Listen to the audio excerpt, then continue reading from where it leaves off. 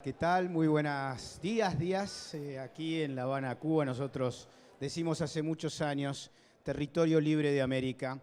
Por eso nos sentimos tan a gusto y tan contentos de pisar esta tierra donde nos sentimos realmente libres, que en América Latina es bastante difícil de poder comparar. Bueno, no voy a hablar específicamente de lo que está en el título. It, que en inglés es eso. Eso. ¿Qué es eso? Bueno, ¿qué es eso? Eso es una novela de Stephen King de la década del 90 del siglo pasado, que se llevó al cine en 2 capítulos, dirigido por un argentino que se llama Andrés Muschietti, y que en realidad cuenta la historia de un payaso maldito. Pero un payaso maldito que solamente pueden ver los niños.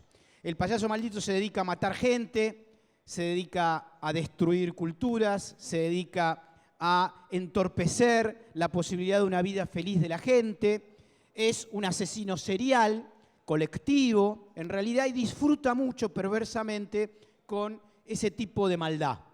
Ahora, está vestido de payaso como muchas otras películas de terror, porque en realidad Stephen King, y muy bien descrito por el director de la película, nos muestra que se muestra de otra forma contraria a lo que esconde detrás de su realidad genocida una apariencia de humor, de en todo caso aquello que puede ser atractivo para mucha gente, pero es invisible a los ojos de la mayoría de la gente. En la tradición de la literatura hay un concepto muy utilizado, muy remanido desde tiempos ancestrales, incluso desde la literatura, si se quiere, hebrea y griega, que es que solo los niños, los locos y los viejos pueden decir la verdad. Y acá hay un concepto clave.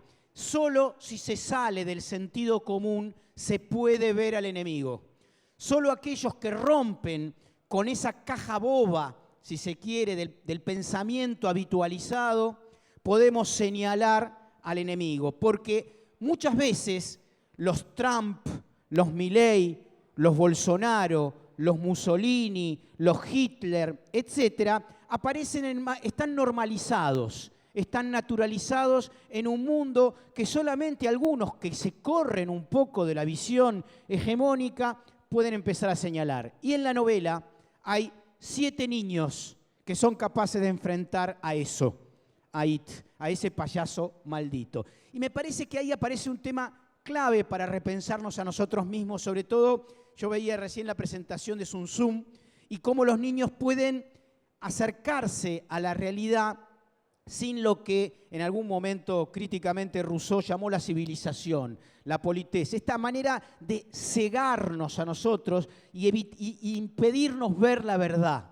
Y los niños muchas veces ven la verdad. Y aquellos que han dejado atrás ya los compromisos más duros de la vida, que son los ancianos, los adultos mayores, también pueden decir la verdad. Y los locos, aquellos que son locos de psiquiátrico, de los cuales tenemos muchas veces que aprender, y aquellos que son llamados o señalados locos. Pensemos, por ejemplo, en Da Vinci, que fuera señalado en su momento como loco, en Galileo Galilei como loco y encarcelado por eso. Es decir, los locos son los que de alguna manera ponen en evidencia algunas cosas que nadie quiere ver, ¿no? Y voy a tomar el caso de Galileo porque me parece una alegoría muy ligada a eso.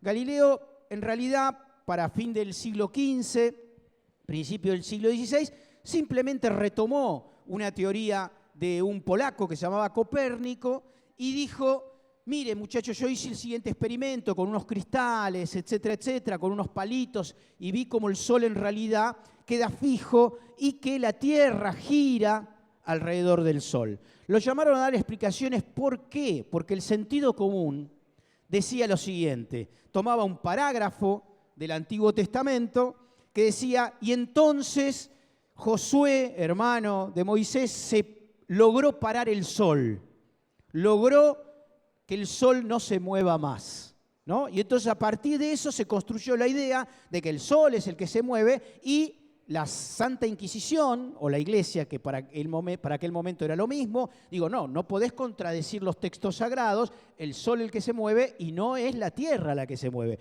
Galileo insistió, pero no porque era caprichoso, sino porque tenía evidencias empíricas de que esto no funcionaba así. De todas formas, estaba recuperando algunas teorías, sin duda, de Grecia, en las cuales decían lo mismo, ¿no es cierto? Ahora, muy bien, este muchacho lo juzgaron y le dijeron, mira, o te retractás de lo que estás diciendo, o te mandamos en cana, ¿no? O te matamos, que era bastante asiduo en aquella época cuando se decía la verdad, ¿no es cierto? Bueno, pensemos en el día de hoy, cuando a alguno se le ocurre decir la verdad en relación a la lógica imperial, qué es lo que puede pasar en alguno de nuestros países y qué le ha pasado en alguno de nuestros países. Muy bien, la cuestión es que el muchacho se retractó, pasó el resto de su vida preso en una casa, y su nieta, cuenta la historia, que lo indagaba sobre esta verdad que había expuesto, pero que había quedado ocluida, escondida, detrás de ese famoso juicio de 1501, en el cual terminó, y aparentemente no se sabe, pero como decimos muchas veces, si no fue cierto, valdría la pena que haya sido cierto, dijo, sin embargo, se mueve la tierra, Epur se mueve. Y ahí aparece una cosa ligada a estos chicos. Los chicos le dicen a los adultos, mirá, ahí está pasando por ahí, y no lo ven los adultos. ¿Cuál es la metáfora, me parece, tanto de la expresión de Galileo como de la historia de Galileo, como lo que pasa? En muchas de nuestras sociedades no estamos viendo al payaso maldito. Más aún, no solamente no se lo ve, sino que cuando se lo ve, como en el caso de Milei, Bolsonaro, Meloni en Italia, Le Pen en Francia, cuando se lo ve, se lo normaliza. Aparece como que eso fuese parte hasta que pasa algo. Uno mira las imágenes hoy de alguien que se suponía que tenía una empatía comunicacional enorme en 1935, que se llamaba Adolf Hitler, lo ve con sus ademanes, lo ve filmado por grandes cineastas, Riefenstahl, por ejemplo, y fotografiado en esos ademanes que atraían tanto a la multitud, a Mussolini hablando frente a las masas y generando una suerte de atracción terrible, cuando, recuerdo la película italiana Una jornada particular, con Marcello Mastroianni, algunos se acordarán seguramente, y Sofía Loren, sí, efectivamente, ahí ya me estaban por decir, que mientras Mussolini habla en una plaza, hay dos personas que desconfían de eso y tienen una historia de amor. Y tienen una historia de amor mientras eso que estaba pasando ahí, que atraía, que era si se quiere, la escenificación del odio, había una escena de amor en un lugar a escondidas. Esos son los chicos de IT. Y tenemos que buscar a esos chicos que están siempre en todas las sociedades, que a veces no necesariamente son niños, pero son los que pueden de alguna manera, como en esa película, señalar al payaso. En este coloquio Patria, lo que estamos intentando hacer de alguna manera es empezar a señalar al payaso en los ámbitos de la realidad, no de la realidad digital o de la realidad virtual, como si fuese una escena diferente a otra que pasa en una realidad analógica o no virtual. Es la misma realidad. El payaso Milei hoy está en la Casa Rosada y también está en TikTok y también está en Twitter. Es el mismo payaso y tenemos la obligación de señalarlo, cual niños que no dejan comprarse por el discurso de la civilización reinante, porque es nuestra responsabilidad sacarnos el velo, desvelar, ocuparnos de ver lo que hay en realidad en la profundidad y no dejarnos engañar por esos discursos idiotizadores que están en la realidad y están también en las plataformas. Y no hay dos mundos. Y vuelvo a recuperar algo que decía estos días, ¿no? Hay un principio que los chicos de IT se dan cuenta muy claramente y que es imprescindible que nosotros podamos ver, podamos leer en la novela de Stephen King. Y es que no existe el alma y el cuerpo. Eso es una gran mentira de Platón y de Aristóteles y de la sociedad griega, que ha generado la creencia de que hay algo bueno que es el alma y algo malo que es el cuerpo. ¿no? Y sobre todo nos ha dividido en dos pedazos. Nosotros somos un cuerpo que habla. Nosotros somos sujetos que partimos de dos elementos al mismo tiempo que son uno. Somos un cuerpo, como decía Nietzsche. Una única cosa, ese cuerpo habla. Ese cuerpo, justamente porque habla en distintos formatos. Ha hablado para revolución de algún momento del siglo XIX, ha hablado en el telégrafo.